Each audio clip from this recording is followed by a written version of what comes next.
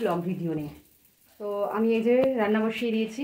এই দেখো এখানে হচ্ছে চুনো মাছের টক, আর এখানে এই দেখো আছে মাছ, এখানে আছে মাছের ডিম।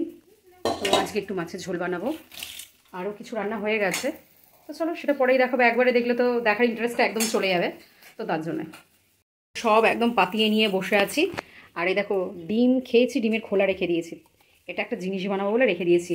আর এখানে আম নিয়েছি, আর একটা ছোট্ট সুন্দর এঁচড় নিয়েছি, আর পাতিলেবু। বাজারে তো পাতিলেবু ধরতেই ভয় করে, তো যাই হোক আমার তো আর পাতিলেবু ছাড়া চলেই না। আর এই টক বানানোর জন্য, এই যে চুনো মাছের টক বানানোর জন্য এই যে আম কেটে নিয়েছি। এখানে দেখো চুনো মাছের টকের জন্য আমি সর্ষে ফোড়ন দিয়ে আমটা একটু নাড়াচাড়া করে দিচ্ছি। রান্না বান্না তো একদম কমপ্লিট। আর একটা জিনিস দেখায়, দেখো এই দেখো আমরা এই সমস্ত গাছগুলোর একদম মূল্যই দিই না, তো বেশ কটা তুলসী গাছ লাগিয়ে দিয়েছি দেখো। আর এই গাছটাকে এখানে নিয়ে এসেছি তার কারণ ওখানে এত জল পড়ছে আর মাটিগুলো সব ধুয়ে যাচ্ছে। আর এই যে রান্নাবান্না সব একদম কমপ্লিট, দেখো রান্নাঘর পরিষ্কারও হয়ে গেছে। আর এই যে একটু আমের টক ঝাল মিষ্টি একটা আচার করব, তো তার জন্য এই যে এখানে 500 গ্রাম আম আছে, কুড়িয়ে নেব। তো আর একটা জিনিস দেখাই, দেখো শ্রাবণী কি পাঠিয়েছে একবার দেখি। তো ভাবলাম খোলার আগে তোমাদের একটু দেখাই। ও বাবা, আজকে হচ্ছে ওনার গুরুদেবের জন্মদিন, তো তাই জন্য ওদের সিন্নি দিতে হয়। তো এই যে প্রসাদ পাঠিয়ে দিয়েছে আমার জন্য। আর এখানে তো একটা স্পেশাল জিনিস পাঠিয়েছে, আমি জানি বলেছিল। তো এই হচ্ছে একটা ভর্তা, যাকে বলে সব কিছু সবজি দিয়ে মাখা। দেখে তো কি বলবো, দাঁড়াও একটু লাইটটা জেলে দেখায়। এক কথায় জাস্ট ওয়াও লাগছে। আর আমি না আগে সেদ্ধ ভাতে মাখা টাকাগুলো একদমই পছন্দ করতাম না, বিশ্বাস করো এখন যেন এই সেদ্ধ টেদ্ধগুলো খেতে ভীষণ ভালো লাগে। তো চলো খাওয়া দাওয়া রেডি করে নিই। তো খাওয়া দাওয়া রেডি করার আগে যেটা করবো ভুলে গিয়েছিলাম একদমই। সত্যি কথা বলতে কী বলো তো, অর্ধেক কাজ না আমি ভুলেই যাই।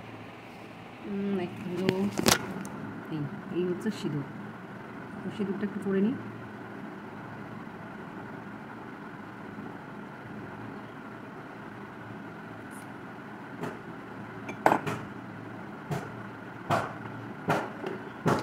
এই যে এই হচ্ছে টিপ। এই টিপ যদি না পড়ি সেন্টারে গেলে আমাদের অমিতবাবু শুধু বলবে, দিদি কপালের টিপটা কোথায়, সব সময় বলবে। আর আমার টিপ দেখলেই শুধু ওর কথাই মনে পড়ে যায়, যে একটা মানুষ কত বলতে পারে। বিশ্বাস করো এই 1 বছর 2 মাস ধরে আমি যে সেন্টারে যাচ্ছি, তো ওই একই কথা, যে দিদি তোমার কপালের টিপ কোথায়। যেদিন যাব না সেদিনই পড়ে যায় না, সেদিনই বলবে যে টিপটা কোথায়, টিপটা কোথায়। এরপরে আর সেন্টারে ঢুকতে দেবো না। ভাত বেড়ে দিয়েছি, আর কি কি আছে চলো দেখায়। এখানে আছে বেশ অনেকটা আমি আম দিয়েছি। এখানে কিছু পুঁটি মাছ আছে, 2-4টে মতন করলা মাছ আছে, তো তার টক। এখানে আছে মাছের ডিম আর মাছ আলু বড়ি দিয়ে ঝোল। এখানে আছে ছোলার ডাল দিয়ে একটু বড়া করে রসা করেছি। এখানে মাখাটা তো দেখতেই পেলে। তো চলো খাবার দাবার রেডি করে নিই। চলো আর একটা জিনিস দেখাই, খাবো। তো খাওয়া দাবার রেডি করলে তো হলো, এই যে হচ্ছে মাছ। আজকে মাছ চালা হয়েছে পুকুরে, এই মাছগুলো বেঁধেছে। আর এই হচ্ছে চেলা মাছ। এই মাছগুলো আমাদের মাছের ডিম অর্ধেক খেয়ে নিয়েছে। এখানটা মাছগুলোকে ঢেলে নিয়েছি। তো এই মাছগুলোকে কাটবো, আগে খেয়ে নিই তারপর। আর চলো একটা জিনিস দেখাই, দেখো চেয়ারটা কোথায় রয়েছে। আর এইভাবেই দাঁড়িয়ে দাঁড়িয়ে খায়। হয়তো তোমরা আমার অনেক ভিডিওতে দেখলেই বলবে যে ছেলেটাকে বোধহয় বসে খেতে দেওয়া হয় না, কিন্তু অভ্যাস, জানো তো, ওর অভ্যাস এইভাবেই ও খাবে, পাল্টাবে না নিজে। দেখো কীভাবে দাঁড়িয়েছে, দেখো দাঁড়িয়েছে, এইভাবেই খাবে। এই হচ্ছে সব সেদ্ধ মাখাটা। আর এই যে খাচ্ছে, কী গো একটু বলো কেমন হয়েছে মাখাটা, শ্রাবণীকে বলে দাও। দারুণ মাখা পাঠিয়েছে শ্রাবণী, তো সত্যিকারে প্রথম খাচ্ছি এরকমভাবে টেস্ট। এই বড়ি ফড়ি দিয়ে, বড়ি ফড়ি দিয়ে মাখা তো কোনোদিন খাই, আমরা কোনোদিন খাইনি, আমরা বাঙাল তো তাই। বাঙাল তো খেয়েছি, খাইনি তাই বলছি। হেভি হয়েছে, বড়ির একটা আলাদা সেন্ট আসছে। ঠিক আছে চলো খেয়ে নিই, পরে আবার কথা হবে। এই দেখো গরমের সন্ধ্যায় আমি আজকে বানিয়ে নিচ্ছি ইডলি। এই যে ইডলি স্ট্যান্ডটা রেডি করে নিয়েছি। আর আমি এটা আটকাতে গেলেই না পড়বে, এটা কি বলবো।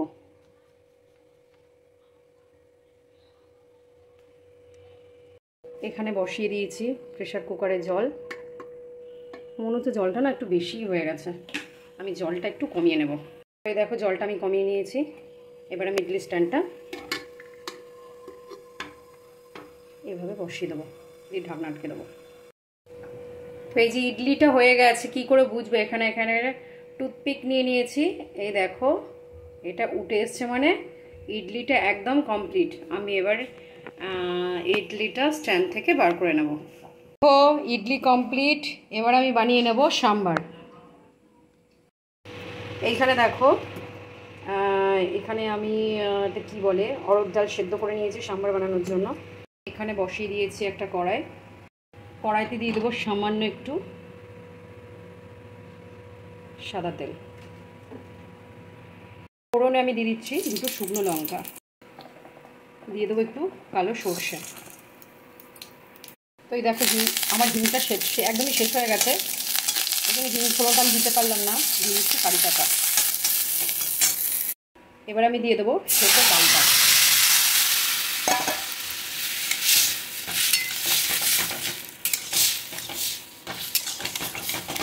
আমি দেখো সাম্বারের ভেতরে কি দিয়েছি, আজকে আর কোনো তেঁতুলের টক ব্যবহার করলাম না। আমি দেখো দিয়ে দিয়েছি কিছুটা আম কেটে দিয়েছি, আর একটু আমের আটিটাও দিয়ে দিয়েছি। তাহলে না সাম্বারটা খেতে দারুণ লাগবে। একদম নতুন পদ্ধতিতে তোমাদের কিন্তু দেখালাম। তো দেখো ইডলিটা তো হয়ে গিয়েছে, এবার হয়ে গেছে আমার সাম্বারটাও।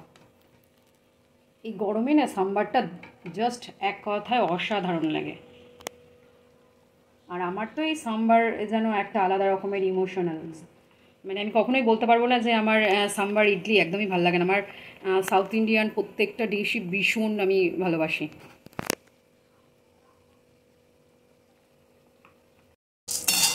তোমরা দেখেই নিলে ইডলি এক গামলা হয়ে গেছে, সাম্বার হয়ে গেছে। এবার যেটা খুব ইম্পর্টেন্ট সেটা হচ্ছে ইডলির চাটনি। সে অনেক রকমেরই চাটনি হয়, আমি আজকে ছোলার ডাল বাদাম আজকে এই চাটনিটা করছি। তার কারণ এখন একটা যদি নারকেল কাটি, এই নারকেলটাকে যদি এখন ফাটাই, এই যে এইটা কাজ হবে, আর বাদবাকিটা সব ফেলানি যাবে, মানে কথা আটকে যাচ্ছে, ফেলে দিতে হবে, নষ্ট হয়ে যায় বেশিরভাগই। তো তার জন্য ভাবলাম আজকে এরকমভাবে চাটনিটা বানিয়ে ফেলি। গরমে দেখো অবস্থা পুরো স্নান করে গেছি, সিঁদুর ফিঁদুর যা পড়ছি সব মুখ মুছতে মুছতে না সব একেবারে পুরো পরিষ্কার। তো তার মধ্যেও হচ্ছে এটা করে নিচ্ছি তাড়াতাড়ি করে, তার কারণ হচ্ছে আজ রাত্রেবেলা আমরা এটাই খাবো, যেহেতু অনেকটা লেট হয়ে গেছে বানাতে বানাতে। তো ভাবলাম কি আর করবো, এটাই খেয়ে নিই, আর রুটি করবো না। তো চলো, এই দেখো এখানে একদম খাবার দাবার রেডি করে নিয়েছি। এই যে ইডলি, এখানে আছে এই যে সাম্বার, এখানে আছে এই যে চাটনি। আজকে ইডলিটা একটু গন্ধ গন্ধ লাগতে পারে, যেহেতু কালকে করার কথা ছিল, ডালটা অনেকটা নষ্ট হয়ে গেছে। দেখি একটু তাকিয়ে কথা বলে দিকটায়, তোকে তো এখন কেউ দেখতেই পায় না। হ্যাঁ কেমন কথাবার্তার টোল পাল্টে যাচ্ছে। ও নিকু খেতে বসে গেছে। শ্রাবণীকে যদি দিতে পারতাম ভাল লাগতো, শ্রাবণী এটা তো পছন্দও করে না। এটা হচ্ছে শ্রাবণীর ছোটো মেয়ে। এই হচ্ছে ফ্যান্টাস্টিক।